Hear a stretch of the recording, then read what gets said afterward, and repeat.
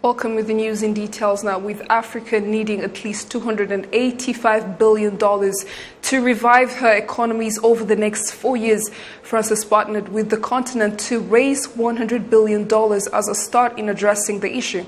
Now, the announcement was made during a conference on financing Africa's economies in Paris on Tuesday that saw the attendance of different dignitaries that included President Paul Kagame. Serge Nori has more on this report.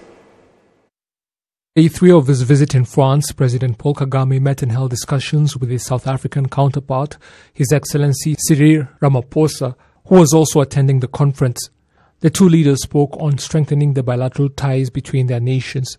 Participants at the conference tackled the serious issue of financing Africa's economies following the hit they took from the COVID-19 global pandemic and why the continent is not rebounding as quickly as the rest of the globe.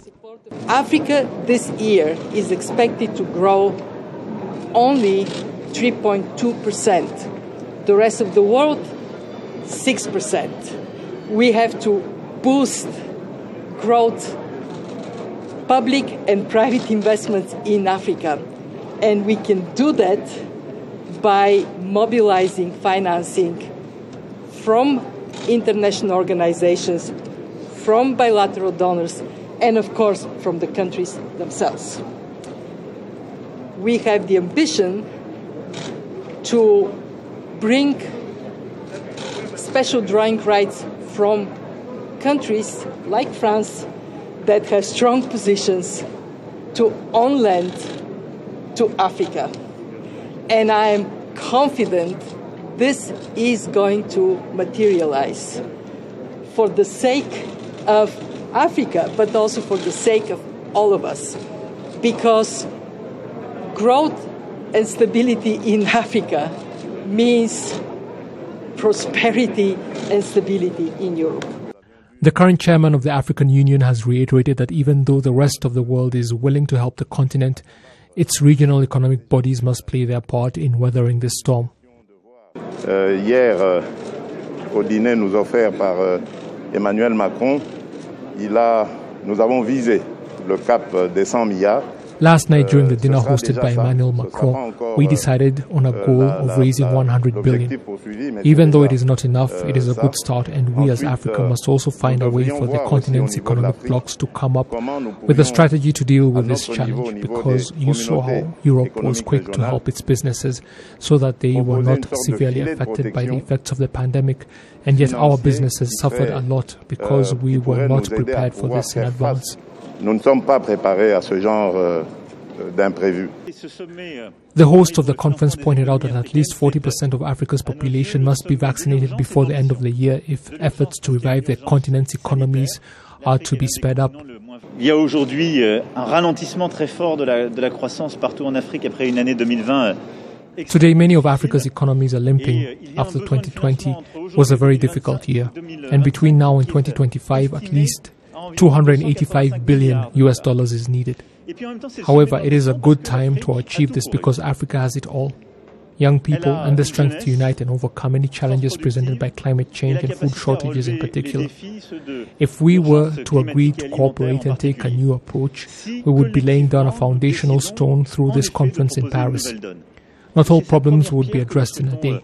But we can change a lot today by taking the first step so that others may follow through the G7, G20 and onwards into the future when France will be leading the European Union and through this constant partnership with our African brothers. Dans ce partenariat constant avec nos frères africains.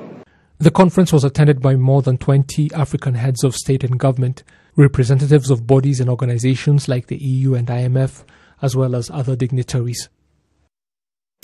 With the slow pace at which African countries are receiving COVID-19 vaccines, public health experts across the continent have concerns that history might repeat itself as it was in other epidemics given the limited supply. Now, this is while Rwanda has vaccinated just 5% of the 60% of the population that was intended to be vaccinated by 2022. Gloria Mutesi has more. COVID-19 pandemic continues to be a challenge globally, and Rwanda is not an exception. Be that as it may, Residents have adapted to the ever-changing dynamics of the pandemic and commend the direction the country has taken to fight the spread of the virus. Personally, I feel Rwanda has handled it well. We're among the first African countries in East Africa or even in Africa to get the vaccine. And so far, it has rolled out in very many places. Most of the people who work in public sectors have been able to get the first shot. And we hope by the time the second vaccine comes in, the second shot actually, comes in, and then the rest of the population will be able to get the first shot as well. So, and the other thing I think that has helped is the restrictions, the guidelines that people have been able to follow. The Rwanda Biomedical Center describes the current status of the pandemic in the country as generally under control, with a 1% positivity rate as trends are slowly improving, with an exception of some districts in the country. However, efforts are underway to contain these infections. Speaking to Dr. Sabe Nsenzimana, the Director General of the Rwanda Biomedical Center, he says that even with the limited supply of vaccines, there are many ways being explored to acquire the vaccines. Globally, the challenges of accessing to vaccines. For those who have had to get the first one, those who are actually waiting to get the second one. So Rwanda is not an exception to that global challenges, especially with the India situation, where most of the exports have been put on a pause, and for even for Rwanda case, we had even purchased a number of vaccines that were waited to come. But nonetheless, there are still many ways that are being explored to get the vaccines. We wish that they could come as soon as possible. At the current stage, we are not really much worried about the delays in terms of what the vaccines does in the people's body, because for AstraZeneca vaccines, actually, the longer you wait, the better sometimes. So we don't know exactly how long, the longest you can wait. Those organizations increase the waiting time up to 8 weeks to 12 weeks. And now they're looking at what about slight extension. About 8 doses per 1,000 people in sub-Saharan Africa have been administered, a clear indication that Africa still lags behind when it comes to the vaccination rollout. In an exclusive interview with RBA, Dr. John Nkengasong, the director of the Africa Center for Disease Control, he points out that urgent action must be taken in facilitating equitable distribution of the COVID-19 vaccines. Where, as a continent, we have been left behind. And as a continent of 1.2 billion people, aspiring to vaccinate at least 60% of its population by the end of 2022, we cannot say that we are making progress with the current level of vaccination, which stands around 1.4% of the continent there. So we should act, again, as I indicated earlier, with a total understanding that this virus will not be defeated if only parts of the world are vaccinated fully and certain part of the world is struggling, like Africa and other regions of the low and medium income countries. So the point here is that it is not late now, because as I indicated earlier, we know where the vaccines are.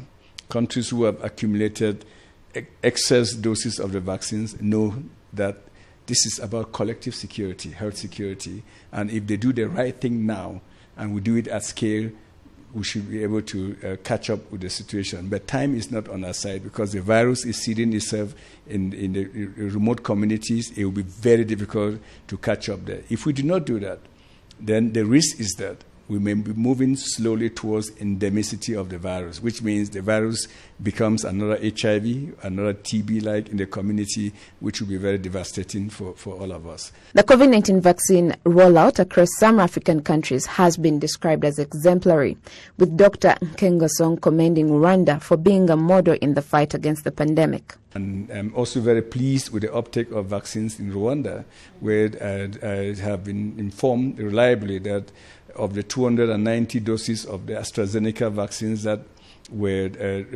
shipped to Rwanda, the country has used them all, and they used them in a very short time. That is exceptionally good. That is exactly what all African countries should be doing. Vaccines save lives.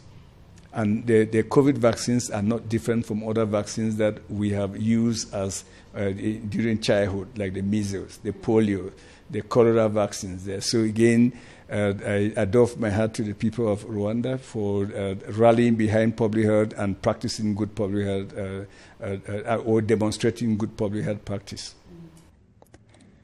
Africa's goal is to vaccinate at least 60% of the 1.3 billion people on the continent through acquiring between 25 to 30% of the vaccines through the COVAX initiative and the rest through the African Vaccine Acquisition Task Team that was established by the African Union to complement what COVAX would provide in order to achieve herd immunity across Africa.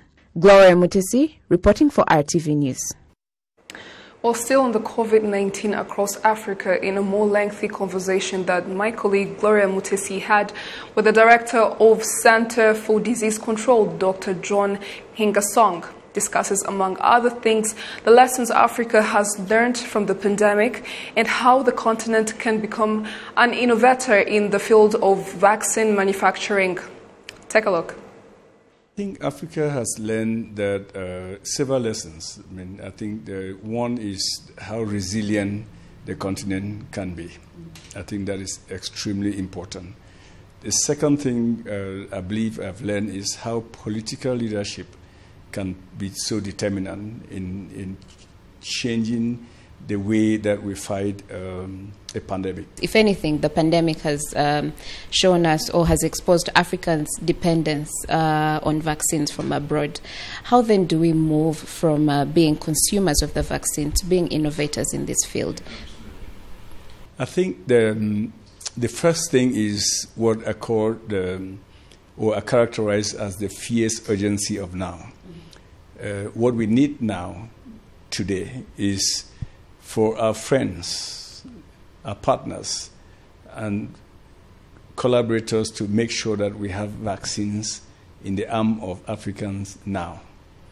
And that's the only way for us to win this battle collectively. I think that is an emergency. We find ourselves in a moral dilemma where we know what this pandemic is about. The research advanced tremendously in a very short time, in such a manner that within 1 year we were able to identify the virus, produce diagnostics, produce a vaccine, go through clinical trials, and have it in the arm of people. That is historic in the whole landscape of infectious diseases. And then we also know that if we do not beat this virus everywhere in the world, it will continue to be a threat everywhere in the world. That we know. The other thing we have in our disposition is that we have the tools to do that, which is we have available vaccines in some rich countries that are enough to fight this and win this battle. But what we have failed ourselves as humanity is the inability to translate what we know into reality. And that's what I call the moral dilemma we find ourselves in. And we absolutely have to step back and reactivate our look inward and say, how can we work with a true spirit of cooperation, the true spirit of solidarity, such that these vaccines can be released in a timely fashion so that we beat this pandemic. Look at what is going on in India. India has been so overwhelmed in a manner that even being a vaccine-producing country is struggling, continue to struggle. So that is one. Number two, Africa now has to step back and say, the current position we find ourselves in, where we import 99% of our vaccines, manufacture 1% of our vaccines, consume 25% of vaccines in the world, doesn't bode well. Biggest consumer. It doesn't bode well for our own human security at all. And it's not just for COVID vaccines, but it's for also vaccines in the future. and the current vaccines that have enabled you and I to be alive, including the measles, the polio, meningitis, cholera vaccines. So that we have to shift that paradigm, and that is why the African Union and Africa CDC convened a very important meeting on the 12th and 13th of April, just a few weeks ago, that rallied the entire continent together and said we have to produce a roadmap on how to get from the current situation to a situation where in 20 years we should be able to produce at least 60% of our vaccines.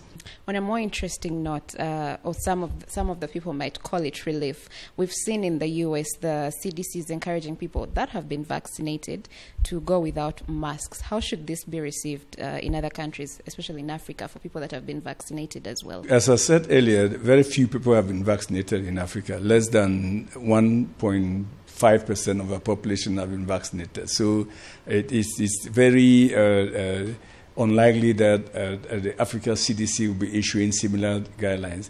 The United States has vaccinated close to 40% of its population, right? About 38% of its population. So at least they can argue that they have a critical mass of people that have been vaccinated and they can move around without that. But we should be very careful in Africa not to just import recommendations that we see in other countries whose context is very different. Yeah. So first of all, even if I'm vaccinated today, I still want to wear my mask because of the variants. We know that the variants some of the variants do infect people that have been vaccinated. So we want to be sure about that. The second thing is that the level of vaccination is so limited that it is very difficult for you who has been vaccinated to say that you are the only one moving around without a mask in a city like Kigali where everybody is masking there. So I think we still have a long way to go as a continent to give guidance that our people should not be, those who have been vaccinated should not be wearing masks in indoors or outdoors there. So I think my appeal to the population is still to be resilient, wear your mask, wash your hands, avoid crowded space as much as possible. We are not helpless. If we do that and do it consistently, we will blunt the spread of this virus. It will buy us time for vaccines to arrive. Well, the management of the Pfunda tea factory has come to terms with its employees who had stopped working over their dissatisfaction with salaries and now been assured that the issue will be resolved in no more than a month as long as they return to work.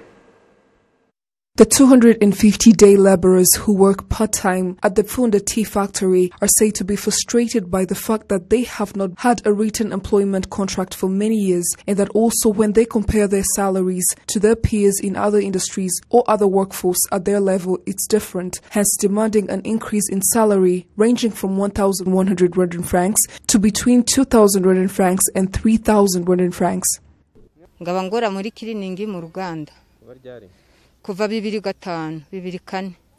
been a cleaner at the factory since 2004. At the time when I started, we were paid 162 Rwandan francs, and the salary went on increasing with time. But currently, a bar of soap costs 1,000 Rwandan francs, and a kilogram of potatoes costs 250 Rwandan francs, which means the 1,000 we are being paid is barely enough to feed my family. We ask that they pay us a reasonable salary, so that I'll be able to pay my child's school fees, because sometimes they are sent home for a week due to unpaid fees. If they don't increase our salaries, we shall stay in our homes.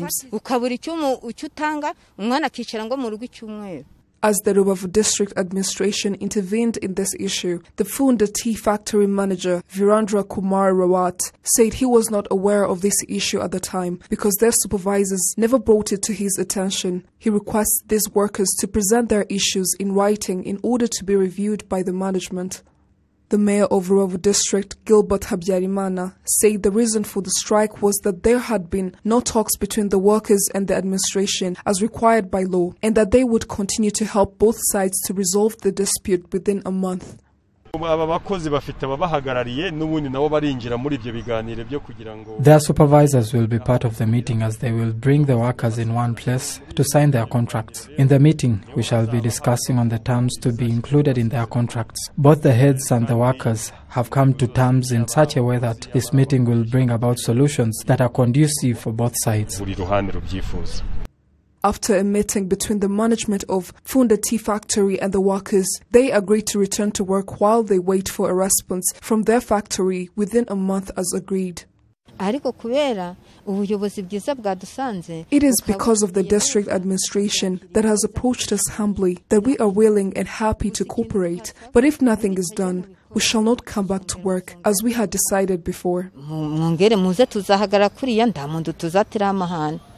The Funda Tea Factory has a total of 1,900 workers, but about 250 are said to be paid low wages and have been without employment contracts for more than 10 years. Well, they say often that one month's meat is another month's poison, but what happens when you incur a loss? Well, a cross-section of citizens say that they enjoyed being in saving schemes that boosted their livelihood, while others cried foul after some turned to pyramid schemes and they incurred losses. Fiona Mbabazi has more on this report. Wamahoro Claudine says she has gained a lot from the saving schemes and her business has blossomed, a thing she shares with Twizere Narcisse, who says he has gained 4 million Rwandan francs within the shortest time possible and he would do it again. I worked hard and increased on my savings, which in turn boosted my business. I started saving 24,000 Rwandan francs every month, and at times I even saved up to 100,000 Rwandan francs because it is for me and my life, and I'm happy that I get any amount I want now. Head of Maranatha Saving Schemes, Hitimana Eric, explains that his group has been present in the country for the last 4 years and has about 800 people with savings worth 300 million, while 1.3 billion has been reinvested in the forms of loans for the group members and plans to open a financial institution.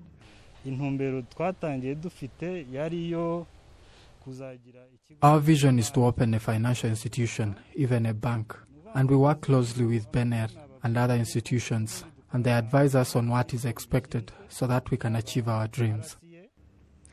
However, most of these saving schemes are said to have turned to Ponzi schemes, with many crying foul for having incurred losses. They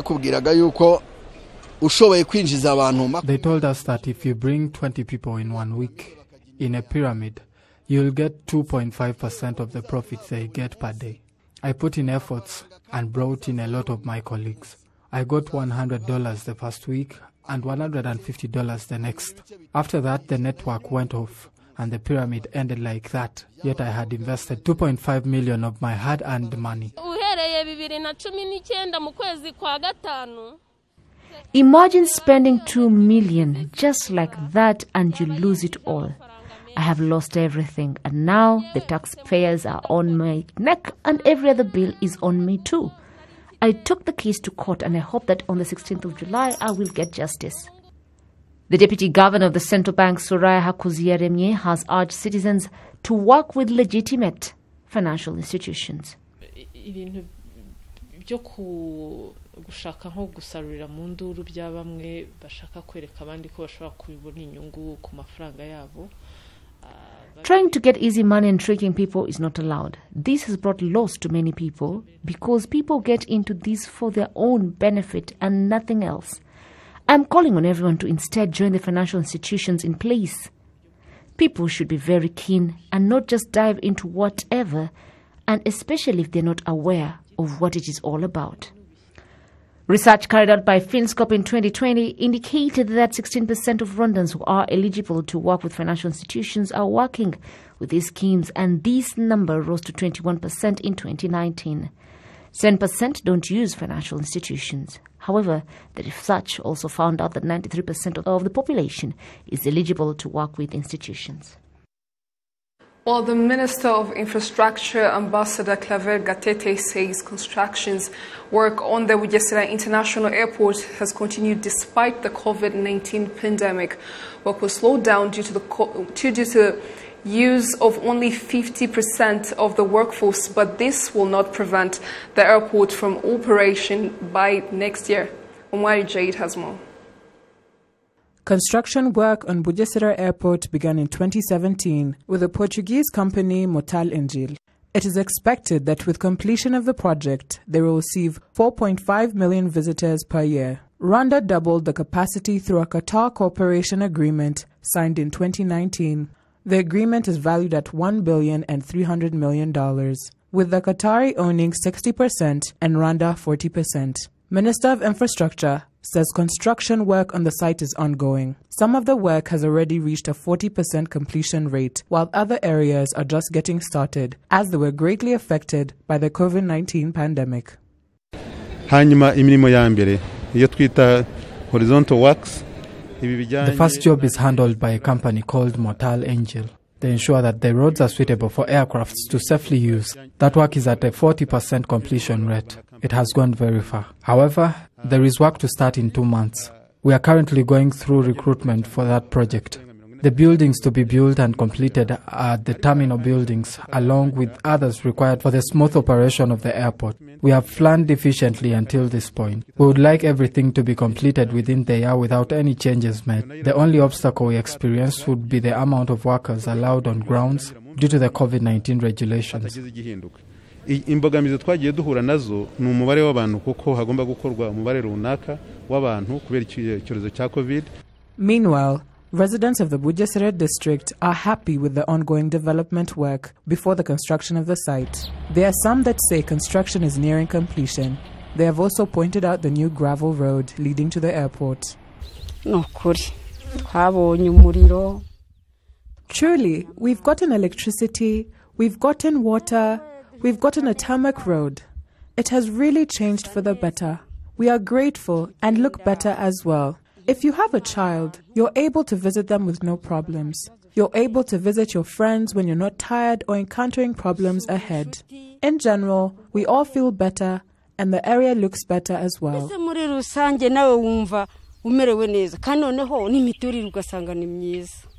The delay in acquiring the blueprints for the construction of the Bugesera Airport added to delay of construction work. The blueprints were acquired, and it is here that the Minister of Infrastructure gives hope that the work will be completed on time, along with other infrastructural projects that may be completed earlier, which will complement the existing airport. Umuhanda ngira nko kubona twa ku muhanda wa Sonatibe Gahanga ugenda ukagera hariya tuzashiraho umuhanda ufite lanes esheshatu. On the road from Sonatibe to Akagera, we plan on building a 6-lane road. We plan to start this if possible before the year ends. There is electricity coming from Usumo. You are aware that we connect electricity with Tanzania and Burundi, which will be coming from there straight to Bugesera. We also have electricity that will be coming from Gisagara through the pit plant and will be going to Bugesera. As for water and the remaining requirements, this will all be handled in accordance with infrastructure to make sure that they are planned, prepared and settled before the completion of the airport. We have planned everything accordingly. The 13.8-kilometer road from Sonatube to Bugesera Kichukiro Bridge has reached 70% completion. Another 6-lane road will pass from Karumuna to the airport without passing through Nyamata to avoid traffic. Umngari Jade, RTV News.